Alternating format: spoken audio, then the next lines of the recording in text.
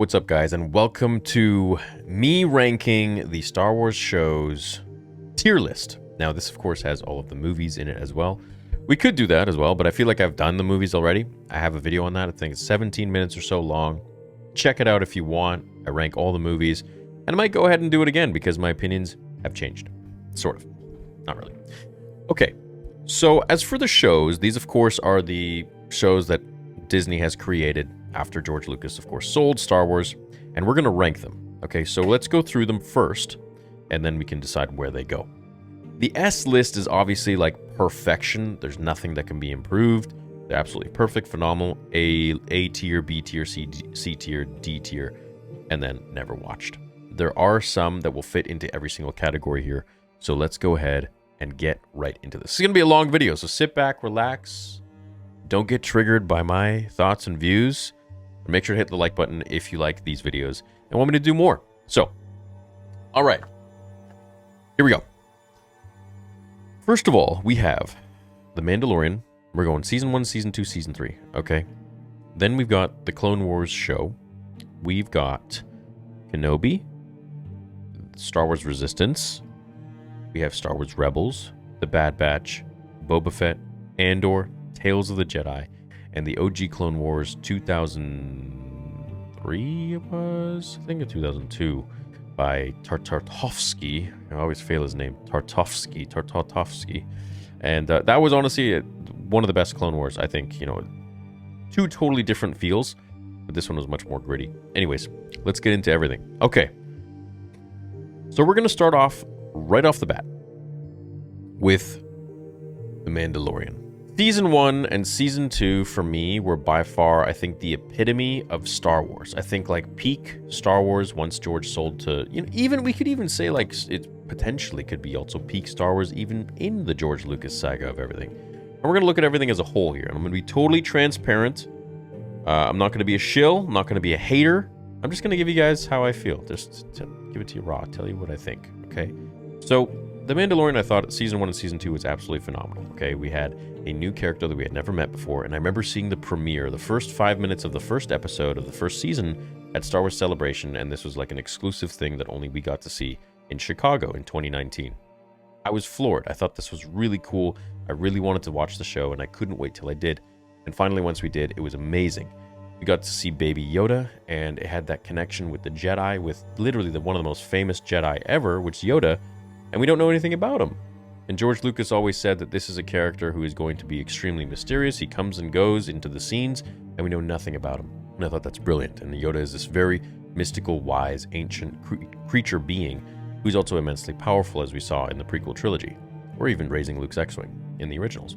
So for me, Mandalorian Season 1 and 2, I don't think there's anything that could have been done better, in my opinion. I think it had beautiful exposition, beautiful action, beautiful acting, storytelling. The music, the soundtrack, the cinematography, everything was perfect. Season 3 of The Mandalorian, in my opinion, really strayed away from where Season 1 and Season 2 made me feel as, you know, a very proud and happy Star Wars fan on the edge of my seat, you know, excited for the next installment. Season 3 was all over the place. It was not so much about Din anymore. There were some parts that I was just very confused. Why would they would even show that or waste so much time? And I never went back and I never watched the season again. You know, I watched it during the watch parties, and then I watched it again during the breakdown when I was trying to do all the breakdowns. And that was it. Never watched it again. But Season 1, Season 2, watched it many times and enjoyed it and still enjoy it. But Season 3 was just, seemed like something completely changed with the writing and the pacing and where the characters were going. I didn't know what was going on there, and I still am very confused, and I hope that they'll pick up the pieces in Season 4, or the movie that Dave Filoni will make, but no idea what happened there. So, if we exclude Season 3, I would give The Mandalorian an S tier, but because of Season 3, unfortunately, I am going to have to give it an A tier. Okay? We have Star Wars The Clone Wars. This is the one that George Lucas created. He was very hands-on. I had the privilege of interviewing Jatakor, James Arnold Taylor, the voice of ObiWan Kenobi, and of course Ashley Eckstein. And they both told me how hands-on George Lucas was with the Clone Wars. Once it was sold, Lucasfilm was sold to Disney in 2012. Clone Wars was stopped, it was halted, and then they eventually came back with a season 7 and completed the story without George Lucas. And I think that Dave really nailed it. I think he brought it home. Would George have made a lot of those decisions? I'm not really sure. I don't know, but it was still really amazing, really fantastic. I think the Clone Wars cartoon is something that every single Star Wars fan should watch because it really rounds out the entire story and character of all of the characters. You know, not just Anakin and Obi-Wan, but Padme. You know, I feel like a lot of people's gripe with Padme in the prequel trilogy was that she was too whiny. She was really kind of a damsel in distress, and you know, I didn't get that vibe. I thought she was very powerful, very political, very she had showed a lot of conviction with her own ways. However, I could see how some people may be getting that vibe. But in the Clone Wars, she was very, very boss girl. Like, she was badass. She did everything she wanted to do. She didn't listen to any of the dudes. She just had her own modus operandi. She had her own ideologies, and she went out and she got them and she did what she wanted to do, much like any other Jedi or anybody. And I think that, you know, the Clone Wars really rounded out characters for everybody. Mace Windu, Yoda, Qui-Gon Jinn, and added new stories too with the Mortis arc, with the clones. Oh my god. Forget the main characters. Let's talk about the clones. We literally humanized them. They all have their own personalities, they all have their own stories, and they all have their own like psychosis and their own, you know, issues. And I think the Clone Wars is something that you cannot rate it anything below than mandatory to watch as a Star Wars fan. For that reason, I'm going to give it an S. Beautiful acting, beautiful writing, beautiful music, composing, the scenery, the art, everything is just perfect, amazing. Literally Star Wars in my opinion. And you don't have Star Wars without the Clone Wars. In my opinion, and look, a lot of people are going to get butthurt about this, seasons 1 to 7, all canon. Episodes 1 to 6, all canon. Everything outside of that, I see as auxiliary. You know, there's extra fluff. Extra fluff for Star Wars. That's fun and interesting, but at the end of the day, the heart of the story is 1 to 6, episodes 1 to 6, and the Clone Wars. That's it. Okay, the next show on the list here, the Kenobi Show. The Kenobi Show. Kenobi! We have a show that had the most potential of any Star Wars project to date, after, of course, George sold. You can't have Hayden Christensen, Ewan McGregor, Darth Vader, Obi-Wan without it being badass, regardless. You could have them sitting around, you know, painting walls or peeling paint, dry paint off walls. It'll still be awesome, okay? The show could have been so much more. I did not like the directing. I did not like the small budget that was put into it. It felt very cheap. It felt very claustrophobic. It felt very small. I think the only moment that there was like a grandiose feel was when Obi-Wan saw Anakin in sort of like a hallucination from far away on that planet that they were on. That was it. Depth. A little bit of depth, physical depth. There were a lot of really stupid decisions. I think there was way too much focus on Reva, which made a lot of people resent her. And no, it's not because she's a girl. It just was a character that was interjected in a story where we had been waiting for Obi-Wan and Vader, and we got more so Reva's arc and Reva's character, which just pissed us a lot off a lot. And she should never have known who Anakin was. She should never have been able to get away knowing who Anakin truly was and became, and the fact that Anakin has children. Nobody is supposed to know that information. I think Obi-Wan had a right to eliminate her, knowing that information, or mind wipe her. I think that would have made sense. You know, then you got the minute detail stuff, like, you know, the Tala hitting the stormtroopers. You got Vader not going through the fire or going around it or blowing a freaking gap into it with the Force.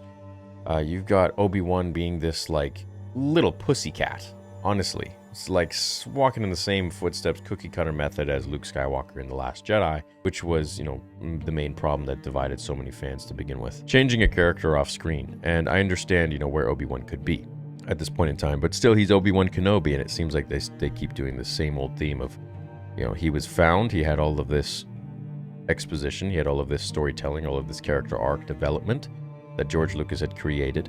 And then he goes ahead and loses all of that after the prequel trilogy, and then finds it again in this new show. And now he's a found man. He's a new man. Bullshit. No. We should have just continued on where he already was. Obi-Wan doesn't lose hope.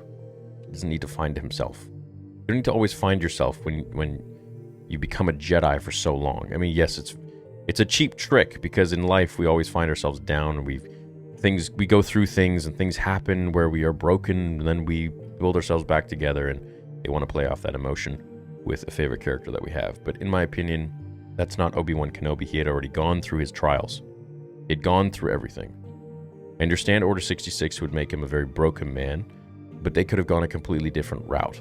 They could have gone where they would go with Season 2 of Kenobi, if they ever make that, where now he is confident. Reva being stabbed twice, bullshit. Just a lot of decisions in that show. I blame it on the writers and the directors. I think that they really had no idea who these characters are. They may think they do, but they don't. And for that reason, I give the Kenobi Show, and I'm very upset to do this, I give it a C, and that's being extremely generous. And that's only because I love Hayden and I love Ewan. And Ian McDermott, who was even in the end there, and I love those characters. But yeah, such a loss, in my opinion, such a loss. Still some cool moments, don't get me wrong, emotional moments, but how can you not? You can even have that with fan films, right? Star Wars Resistance, never watched it, was never interested. Star Wars Rebels, nice show. I enjoy these extra characters that have nothing to do with really the main plot of Star Wars, but are kind of building upon the, expanding the galaxy, expanding the lore, and giving us some other characters to fall in love with. And I really enjoyed that. I enjoyed seeing Rex and Ahsoka's arcs. I enjoyed learning about Kanan and learning more about him and his time at the temple, how his master was Depa Billaba, her master was Mace Windu at one time. And just seeing the progression of the Jedi and Vader's arc and Thrawn, and a lot of the interworkings of the Empire and how things were coming to be during this time. I enjoyed the show. Wasn't my favorite show. I didn't find it to be mind-blowing like the Clone Wars, for example. But it was a cozy show. I liked it. I felt like there were a lot of episodes which were extremely redundant. They didn't even need to happen. They were literally quite literally filler. I feel like they just sort of, they're at the ship. They go on a side mission, a side quest of a side quest. They get into some trouble. They escape by the skin of their teeth. And then they get all back together in the ship, happily ever after. Cue the outro music, and it was just over and over and over again. Still a nice show, don't get me wrong, but yeah, not my favorite. I would give Rebels a B, Bad Batch. I enjoyed the show, looking forward to the final season. It's a cute show about some mutant clones, and I'm excited to see what happens to Omega. We get a little bit of Cad Bane in there. Again, just expanding on the clones. It's kind of like, a spin-off of the Clone Wars, so to speak. I give the Bad Batch I would say in between a B and a C. So, when I'm watching it, I think it's fun, so I'll give it a B. Boba Fett show. My God. How they missed the mark on this one as well. Boba Fett was not Boba Fett. He was Bitch Fett. Okay? He was not Boba Fett. Boba Fett doesn't want to rule with respect. The Vespa people, there were so many decisions that were made here where Boba Fett was, his whole crew is getting annihilated and beaten up. And the dude just runs out in a robe. What's going on here? I mean, that's not Boba Fett. What's going on here? He doesn't care about any of this. Man, that fool would have put his freaking suit on so fast and incinerated the entire place, gone after everyone he needed to go after like a goddamn stealth marksman, taken them all out, gone to his slave one, blasted the whole place into dust, and gotten the heck out of there and taken on some bounties or done some work that he wanted to do. Frickin' no survivors. Okay? The coldest moment he had where he blew up those bikers, they were freaking innocent. Ah, man, what a waste. What a waste. But he was on a Rancor at the end. It's cool.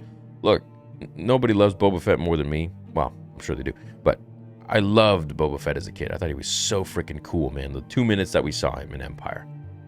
So cool. Such a cool character. And then if you were reading the comics and the books, man, you fell in love with this character even more. If you were playing the games, you fell in love with him even more. Shadows of the Empire. My God, everyone remembers that mission. I have to sadly give Boba Fett... Ugh. Like a C. Oh, man. You know what, dude? I'm being way too nice. I'm being way too nice. I give them both a D. I'm being way too nice. Way too nice. Andor. Okay. Let's talk about Andor. I liked the show. I thought it was fresh and different. It was very cozy. It was something you'd watch on like a rainy day and really get into. I thought the acting was superb. I thought the score, the music was superb. The sets, cinematography, everything, 10 out of 10. Really, really nice. More of a budget than they ever gave any of the other shows, in my opinion. Except for maybe Mando. Mando! They all hate you, Mando. But it didn't feel like Star Wars to me. It felt like a space sci-fi show. It really built on the extracurricular activities going on around that time. With the development of the Death Star and the Empire coming to power and this and that, or being in power, actually. And I loved the prison scene. I thought that was fun. But at the end of the day, it didn't feel like Star Wars to me. It just felt like I'm watching a show that sometimes has some Star Wars references, but you're not really sure. It just felt like a Blade Runner kind of, and I love Blade Runner. I love, cyberpunk stuff, synthwave, I love that stuff. But yeah, boring. Boring show, slow, built up the story. I was invested for sure, but it wasn't really as exciting as I thought they could have made it. Even Tony Gilroy said like half the time he was completely had forgotten that this is even having to do with Star Wars. And to that I say, wow, you succeeded with the way you shot it. The cereal guy eating the cereal the whole time, man, I was so bored. I was so freaking bored, and so many people I've talked to were so bored as well. Doesn't mean it's a bad show. I just listed all the things that were 10 out of 10 on it, but that doesn't make a show good, just like lightsaber battles don't make a show good. Or flashbacks or, things like that. Special characters cameos coming in doesn't make a show good. You have to have it all. And I think, personally, Andor was just a very boring show for me. And that was my opinion on it. So I'm going to give Andor a C. And I'm putting it above Kenobi and Boba Fett. So that should tell you something about what I think about Andor. Okay. Now, Ahsoka's not on here, but we're going to add it as well. I'm going to add it right now, actually. Hold on. Okay, cool. So now we've got Ahsoka in there as well. Right here at the bottom. So we're good to go. Tales of the Jedi. 10-minute episodes. Absolutely phenomenal. There was nothing wrong with it. I had nothing, no complaints, nothing. It felt like this felt literally like George Lucas had created it. We got Dooku and Ahsoka, 3 episodes each. We got Qui-Gon in the Dooku episodes. We got so many things answered about how Yaddle died and Dooku's turn, Palpatine's involvement. We got to see the Works, which is a private place Palpatine would take Darth Maul and train him, as well as Dooku, to have his discussions. We saw a lot of Ahsoka's backstory as well, and her development, but mainly my interest was Dooku. I thought those episodes were absolutely phenomenal, and I really enjoyed them. I got nothing else to say. Phenomenal voice acting, everything, the CGI, lighting, the textures, the music, storytelling, everything perfect. S. Can't wait for season 2. Unbelievably excited. Star Wars Clone Wars, the original 2D Clone Wars. This was something I used to watch on my tube TV when I was like 12 years old. And it was something that I really remember with joy. And it was something that really was like my first sort of introduction into, well, it was the first Star Wars show. This was the first Star Wars show from what I remember. Before Revenge of the Sith came out. This was after episode 2 and before episode 3. And so it was really cool to see all this. We got to see Asajj Ventress, Anakin in a much more dark light.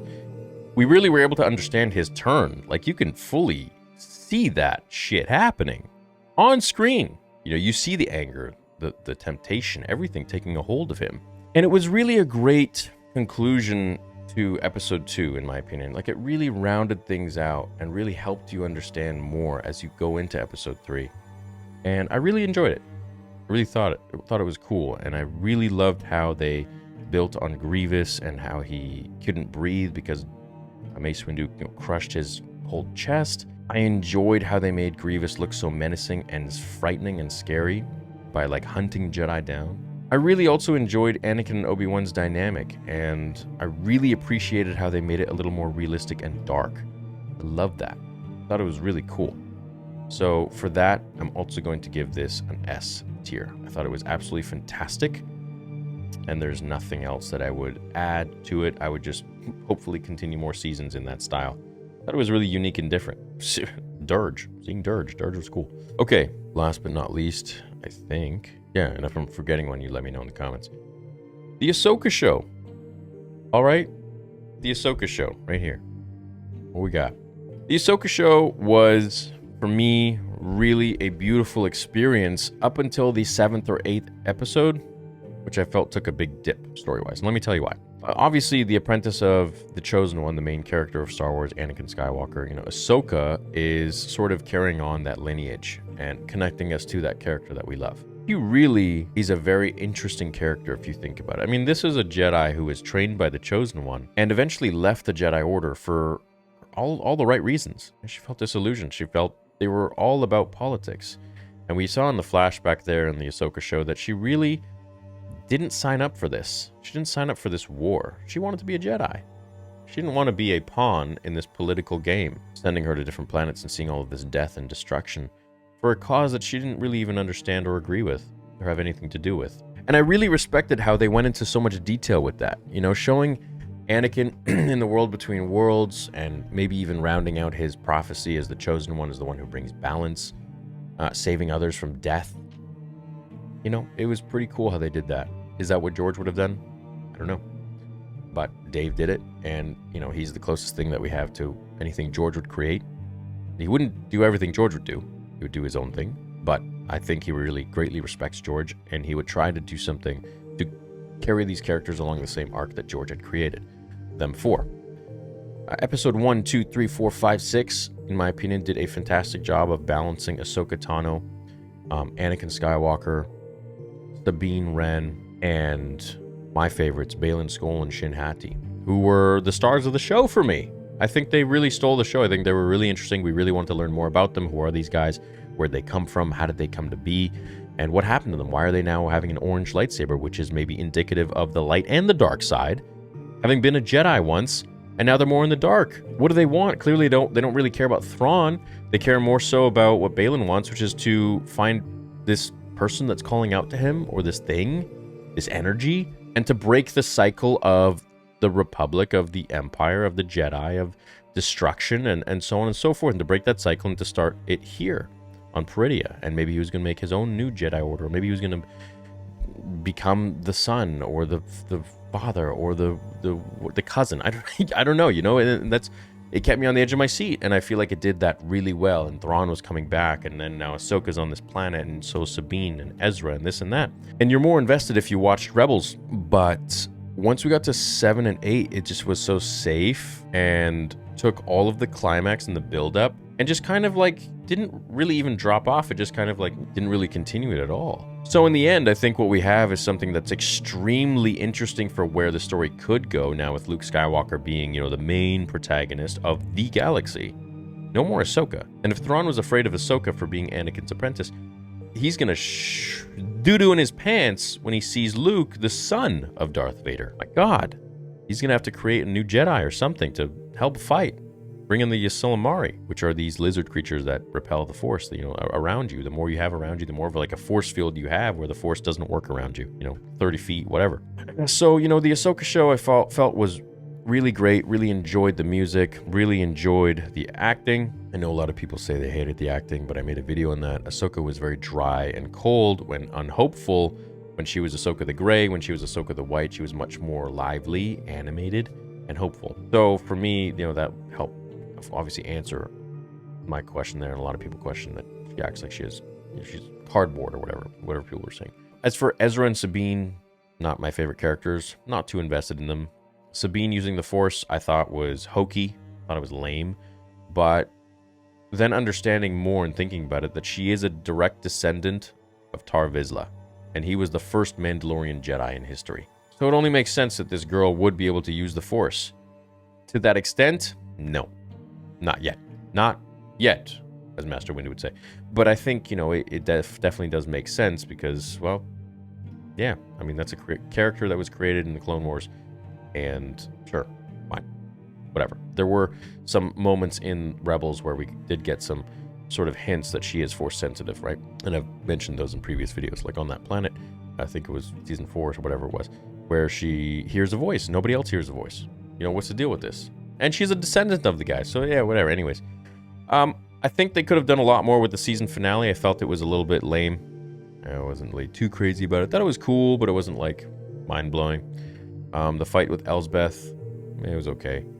I think there also could have been more done there. As well as the choreography. I wish they would have hired Nick Gillard, but it is what it is. So, with Ahsoka, I would give Ahsoka... where would I rank that? I would put Ahsoka at a B. Yeah, I think I'm happy with this tier list. So, this is what I've got. This is what I've rated all of the shows since Disney has acquired Star Wars. In the S tier, meaning that nothing could be improved, absolutely perfect, absolutely phenomenal in every sort of way, music, acting, cinematography, VFX, whatever it might be, are the animated shows, to be honest. The Clone Wars seasons 1 through 7, Tales of the Jedi, Dooku and Ahsoka, and then the original Star Wars Clone Wars. Genndy Tartakovsky. You know what I'm saying. And then in the next tier, the A tier, we have The Mandalorian. Now, it would have been an S tier if we didn't get Season 3. I really didn't like Season 3. I thought it was weird. So Season 1 and Season 2 brought it up to an A. If we were going to rate Season 3 alone, I would give it probably a C. I would put it with Andor. So, typically that should bring you to a B, but, we'll give it an A because I have hope that it'll be great. B tier, we have Star Wars Rebels, we have The Bad Batch, and then we have Ahsoka. Ahsoka is really teetering on an A and a B, but there are no half marks here, so I'm just giving it a B. Fell a little short with the finale for me and episode 7. After that whole thing with Baylan and Shin, I was expecting more. We didn't get anything. Rest in peace, Ray Stevens. C, we got Andor. Cool show. It's the extra show, has some stuff with the world building of Star Wars, but didn't feel like Star Wars all that much. I gave it a C. Teetering on a B, we gave it a C+. D, they absolutely shat the bed with what these shows could have been. ObiWan Kenobi and the Book of Boba Fett, which I explained all my reasons. And it breaks my heart to even put it there. Never watched Star Wars Resistance. I have no interest. And those are my tier lists. That's what I would rate the shows. So let me know what you would rate the shows. You can find me on Twitter, and you can do this tier list yourself and tag me. Let me know what you rated the shows. If maybe ours are similar, maybe they're completely different, and that's okay. I hope that I can ensure that your vote will always be cared for, no matter what it is. If you put Andor at an S and Tales of the Jedi at a D or an F, even if there is that option, I want you guys to know that I always respect you guys' opinions no matter what, and I encourage your opinions. Just be nice to one another. Just be respectful. Everyone can have opinions, and not all of us are clones. Right?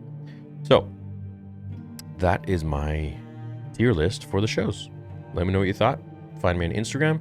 I hope all of you listening on the podcast, on Star Wars Theory Podcast and iTunes, are enjoying this.